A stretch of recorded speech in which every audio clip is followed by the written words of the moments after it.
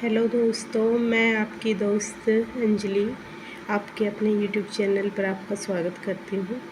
आज हम जो एचटेट में मूल्यांकन से एक पहले की जो प्रक्रिया है उसके बारे में बात करते हैं, जिसका नाम है आकलन यानी कि असेसमेंट।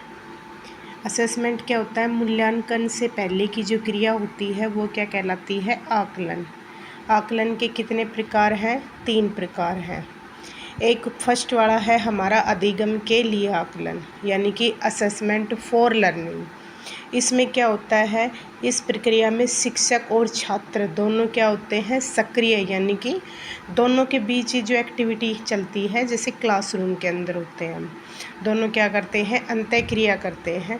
और ये सबसे बेस्ट लर्निंग है। कौन सी है सबसे बेस्ट लर्निंग? कौन सी? हमारी असेसमेंट फॉर लर्निंग सबसे अच्छी होती है हमारे पढ़ने के उससे। और इसको हम किस किस नाम से और पुकारते हैं? हम जैसे फॉर्मेटिव कह देते हैं हम इंग्लिश में, तो इसको रचनात्मक, निर्माणात्मक और निदानात्मक आदि। ठीक है, इसके 3 नाम और भी है, आपको याद रखने हैं। सेकंड हमारा आता है अधिगम का आकलन। अधिगम का आकलन यानी कि असेसमेंट ऑफ लर्निंग। ऑफ का मतलब क्या होता है? किसी चीज़ का ऑफ होना, अंत होना। तो इसका कब करते हैं हम आकलन? कार्य की जो समाप्ति होती है उस पर क्या करते हैं हम? जैसे कार्य की समाप्ति हो गई, हमें ग्रेड प्रदान करना है किसी स्टूडेंट को, तो फिर क्या करते हैं कि इसे क्या कहते हैं हम? योगात्मक मूल्यांकन। क्या कहते हैं? योगात्मक मूल्यांकन। इंग्लिश में हम बोल देते हैं समेटिव असेसमेंट। इसमें क्या होता है? सिर्फ एक शिक्षक सक्रिय होता है, यानी कि जैसे हमें रिजल्ट तैयार करना है, ठीक है, हमें जैसे कि साल के अंत में होता है कि भाई कितने नंबर आए हैं बच्चे की, कौन सी रैंक आई है, जैसे कि अर्धवार्षिक परीक्षा बोलते हैं, 6 माही 9 माही फाइनल एग्ज़ाम और सिलेबस कवर करवाना। इसमें क्या होता है? सिर्फ टीचर का कार्य ज़्यादा होता है, इसमें जो हमारा विद्यार्थी उसकी कोई भूमिका नहीं होती। असेसमेंट के लिए आकलन फॉर लर्निंग में तो दोनों सक्रिय होते हैं कि जब क्लासरूम के अंदर टीचर बोलता है तो बच्चे सुनते हैं, बट इसमें क्या होता है कि सिर्फ एक शिक्षक है जो टीचर है वही एक्टिव होता है, स्टूडेंट एक्टिव नहीं होता है अधिगम का आकलन में। तीसरा हमारा है अधिगम के रूप में आकलन। के रूप में मतलब as learning, assessment as learning.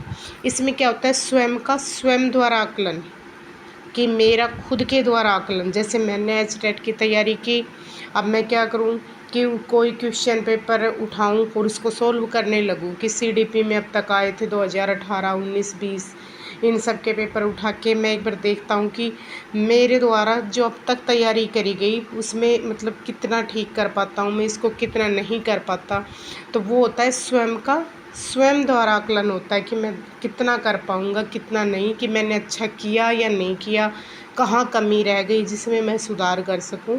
तो ये क्या होता है? अधिगम के रूप में आकलन। ठीक है, उदाहरण जैसे एक बावर्ची खाना बनाता है और अंत में क्या करता है? उस खाने को स्वयं चखता है। जैसे हम लेडीज़ होते हैं, हम कोई रिश्तेदार आ जाते हैं तो क्या करते हैं? खाना बनाते हैं, फिर हम एक कटोरी में डाल के खाना बन जाते, देखते हैं कि नमक वमक तो कम नहीं है इसमें, तो हम क्या करते हैं? स्वयं का स्वयं द्वारा ही आकलन करते हैं हम। तो वही क्या होता है कि जैसे कि एक बावर्ची खाना बनाता है और अंत में क्या करता है?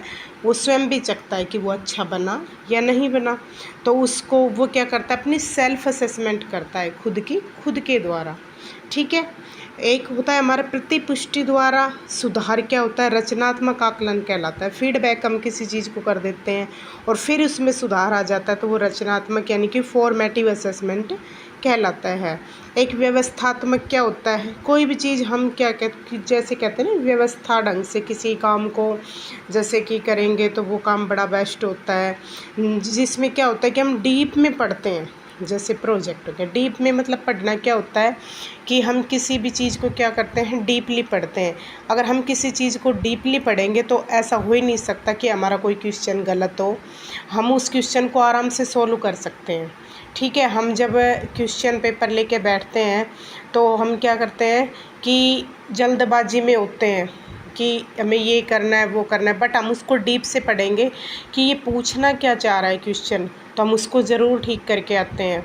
जैसे कई बार नहीं आता है एचटेट के अंदर, तो नहीं बहुत आता है और हम है वाले के ऊपर क्लिक कर देते हैं कि ये नहीं देखते कि उसने नहीं में पूछा है कोई।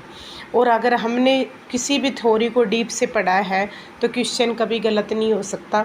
एचटेट के अंदर हमेशा अगर डेफिनेशन वगैरह तो मैं कह नहीं सकती कि गलत हो जाती है, उसमें हमें नहीं पता होता लगभग किसने कौन सी डेफिनेशन दी है किसने नहीं दी है, या फिर बुक्स वगैरह में ऐसा होता है कन्फ्यूज। बाकी अगर हमने जो चैप्टर ढंग से की है डीप से की है तो कोई क्वेश्चन एचटेट में हमारा गलत नहीं हो सकता। तो ये था हमारा आकलन, यानी कि मूल्यांकन से पहले की जो क्रिया होती है वो आकलन। तो आप मुझे ज़रूर बताना कि आपको ये कैसा लगा। बिल्कुल शॉर्ट तरीके से मैंने इसको बिल्कुल तैयार किया अपने हाथ से लिखकर। तो मुझे ज़रूर बताना दोस्तों कि आपको सबको ये कैसा लगा। ठीक है, थैंक यू।